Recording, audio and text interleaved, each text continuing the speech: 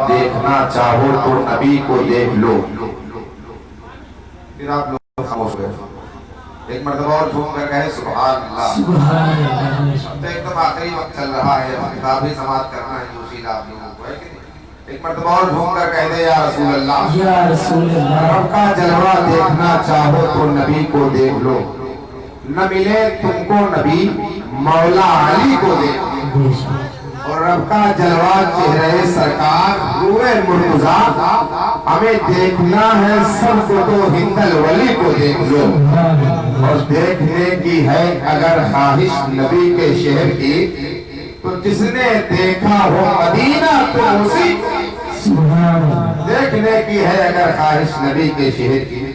حضرات ماشاءاللہ امام صاحب نے بڑے بہترین انداز میں نعت کے بہت اچھے اچھے شعر آپ کے حوالے کیے.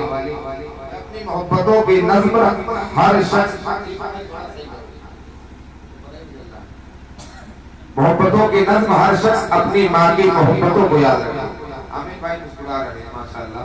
اللہ تعالیٰ آپ کو ہمیشہ مسکراتا ہوا رکھے. جس کو ماں سے محبت ہے اس شعر کو سننے کے بعد سبحان اللہ کہے.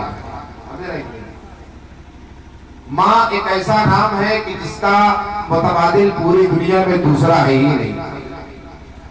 شاعر نے کہا تھا کہ کسی کو گھر ملا تڑپتا ہے کوئی بچہ تو ماں کا دم نکلتا ہے.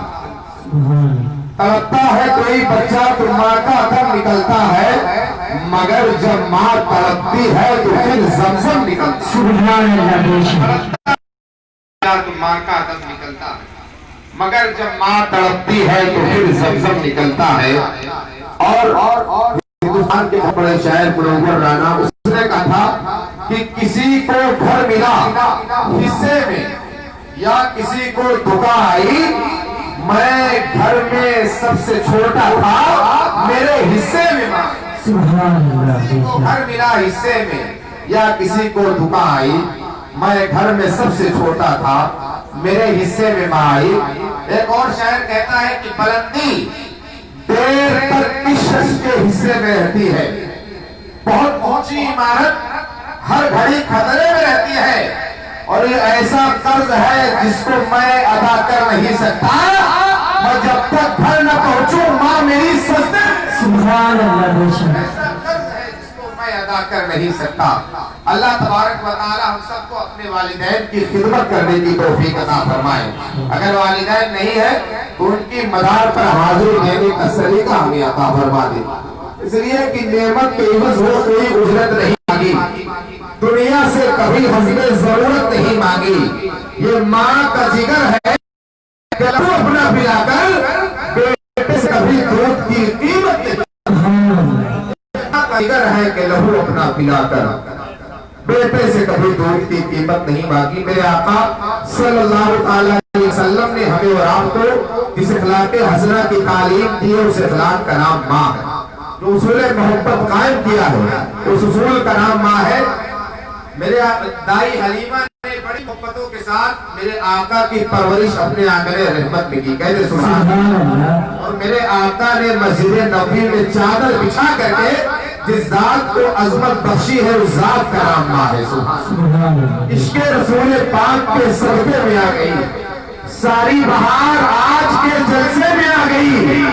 اور ایک دوسرے سے عورتیں کہتی تھی ملکہ ہاں کہ رحمت تو سب حلیمہ کے.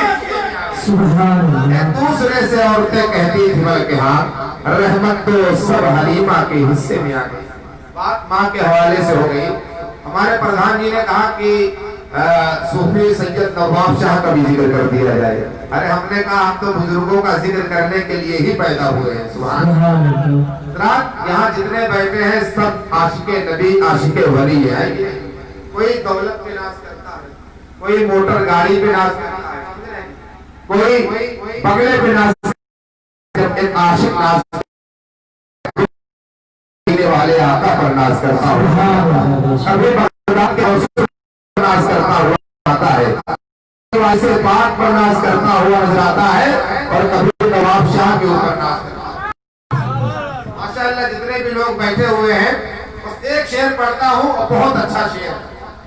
شعر کو سننے کے بعد آپ بولے نہ بولے آپ کا دل سبحان اللہ کہے گا.